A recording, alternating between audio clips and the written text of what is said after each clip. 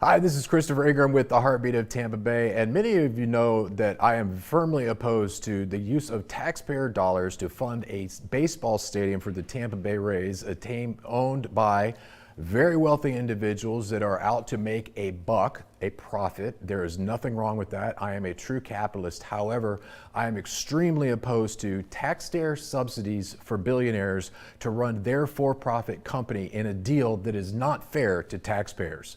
If the Tampa Bay Rays really want to do a deal that's a partnership with the community and they're asking us to spend taxpayer dollars, then the Rays should spend, or should share rather, in equally proportional dollars the profits of their for-profit corporation over in perpetuity, as long as taxpayers are on the hook for said baseball stadium. I'm pleased to announce and welcome to the show today Joshua Wostal, who is a Hillsborough County Commissioner, whom I would venture to say it's fair to say has been an open critic of this whole process and the proposal. Joshua, Commissioner, I hope that I didn't misrepresent how I see you, but please tell us what's your view on this, and let's get into some of the details of this stadium proposal. Yeah, I mean, it's a pretty fair assessment. I mean, I was open-minded to the idea when it was originally pitched because we were promised that it would only be user fees such as special taxing districts, hotel fees, tourist development, hotel fees, etc. But then it turns out that the entire time they've known that that was never going to be the reality.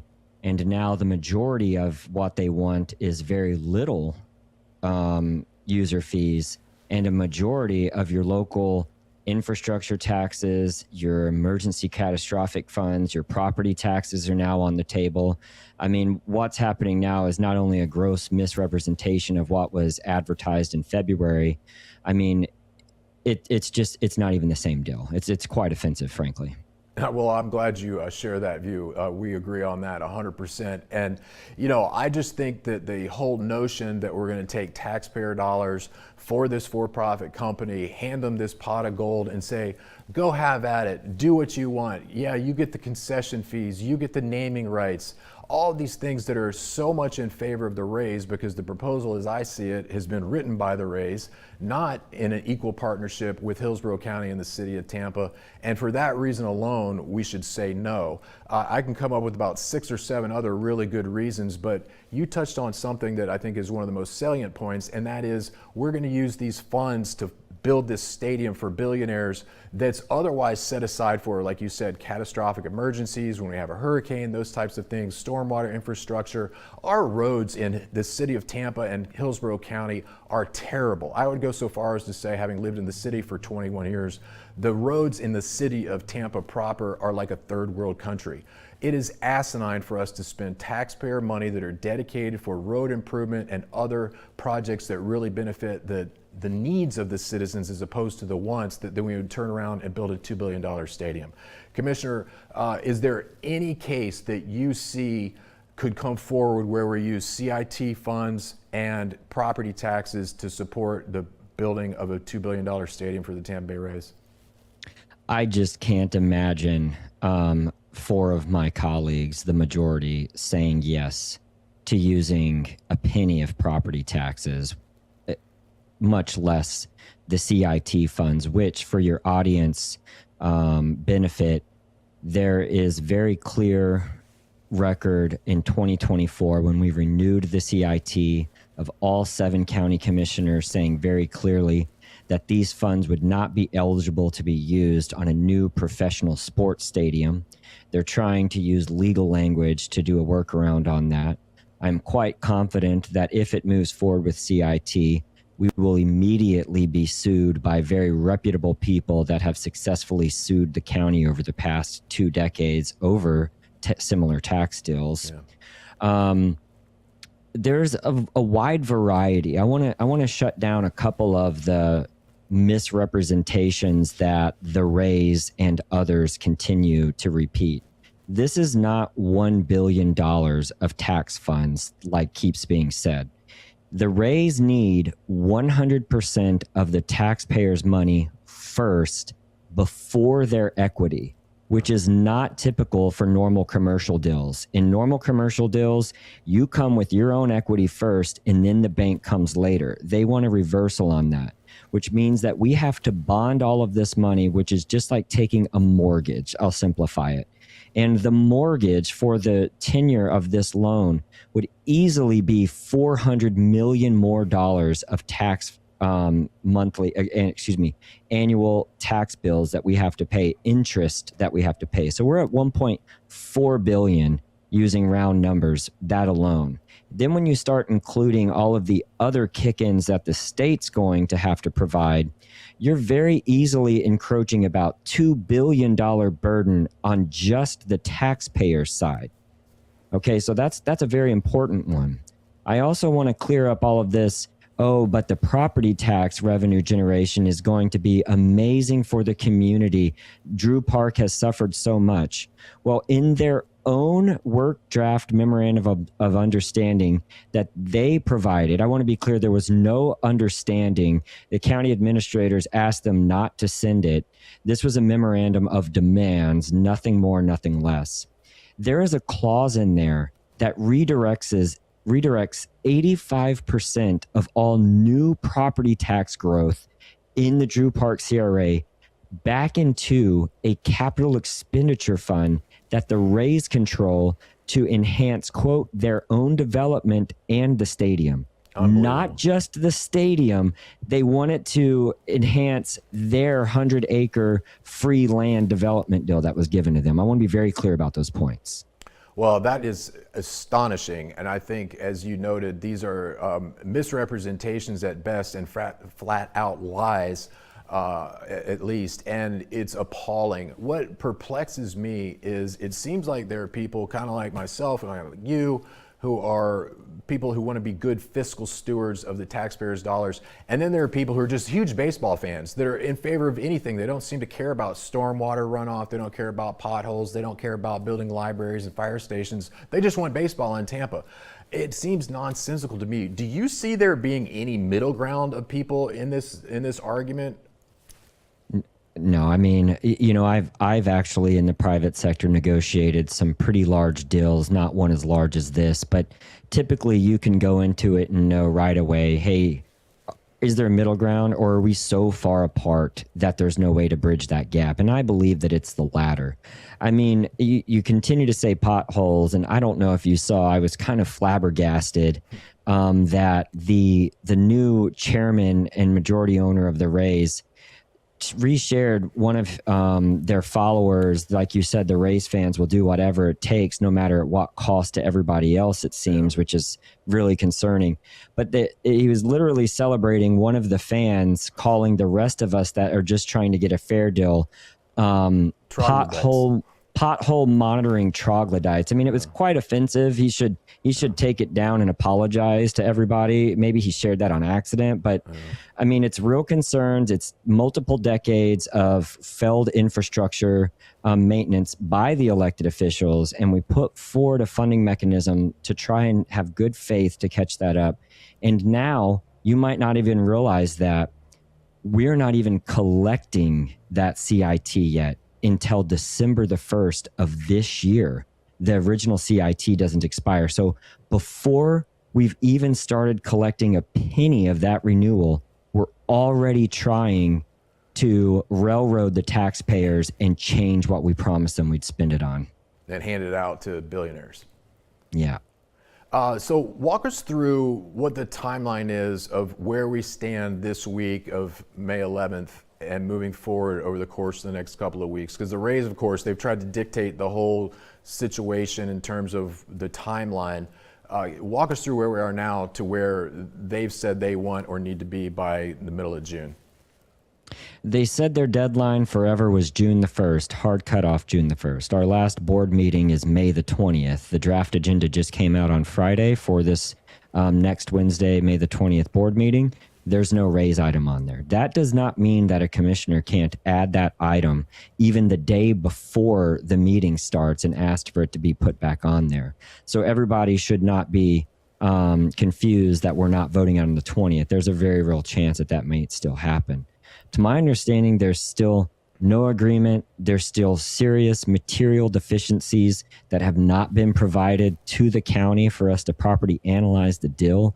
I mean, if you looked at the AECOM analysis that was provided to review their internal numbers, one of the things that AECOM said was that, quote, detailed site plans for the stadium district were not provided, leading AECOM to make significant assumptions on the intensity of development. So even the analysis of the economic statement we did, the company themselves said, hey, these are all even more fake numbers than they would usually be because we don't have any of the information that we need. So I really don't know how. It'd be pulling a rabbit out of the hat that they say, hey, good news, we don't need CIT, we don't need your property taxes, we don't need your Hurricane Milton disaster recovery funds. If people didn't know that, that's one of the line items that they asked for people that had their lives ruined by Hurricane Milton. We haven't even got to fix their homes yet. They want to redirect 30 million of that. That's a lot of homes to fixing their stormwater issues. So now, though, I did see the reporting is that allegedly the deadline was fake, like we were saying, and it was more of a soft target, but they need to have it happen soon after. I mean, I don't even know what's happening anymore. Well, we all know, I mean, if you've ever been in sales, you want to throw out the biggest pot of whatever you're selling to try to get the person to buy, the most expensive item, and you're going to try to dictate the terms, and that's clearly what's going on here. Thankfully, we have some good public stewards like yourself who are questioning and calling out these things. We've got other folks who are just hell-bent and have been for 20 plus years, and I'm talking about Hillsborough County Commissioner Ken Hagan, who is absolutely doing the wrong thing in terms of being a good steward with fiscal responsibility for Hillsborough County taxpayer dollars. I'm ashamed and appalled of his behavior and what he's doing on this. He's such a big sports nut. I think he would sell his own mother for a Rays baseball stadium. Do you, Commissioner Wostal, see any case in which you could be in favor of and vote yes at whatever level to keep the Rays in or get them in Hillsborough County? I think that if the stadium price was closer to, I don't know, that the taxpayer burden was $350 million, and we could accomplish that through the appropriate tourist development hotel fees, the CDD fees that they wanted, their hotel fees. And the other biggest thing for me is that the taxpayers don't understand. They also want us to own this stadium on the grounds that the other stadiums are owned by us. Well, that abates the whole stadium site from a property taxes if the county owns the site. They need to be required to own the stadium and pay the property taxes. That's our benefit for you being here in Hillsborough County, and you're creating impacts on our local first responders. So if they owned the stadium and they dropped the number massively of our share to where we had no long-term liabilities and it was just a reimbursement basis off of tourist development fees. I made that offer publicly, by the way, if you didn't catch that, and they declined it. They declined $738 million of reimbursement over a 35-year period of the tourist development 6th cent hotel fee. They declined that number, even though it's almost exactly what they're asking for.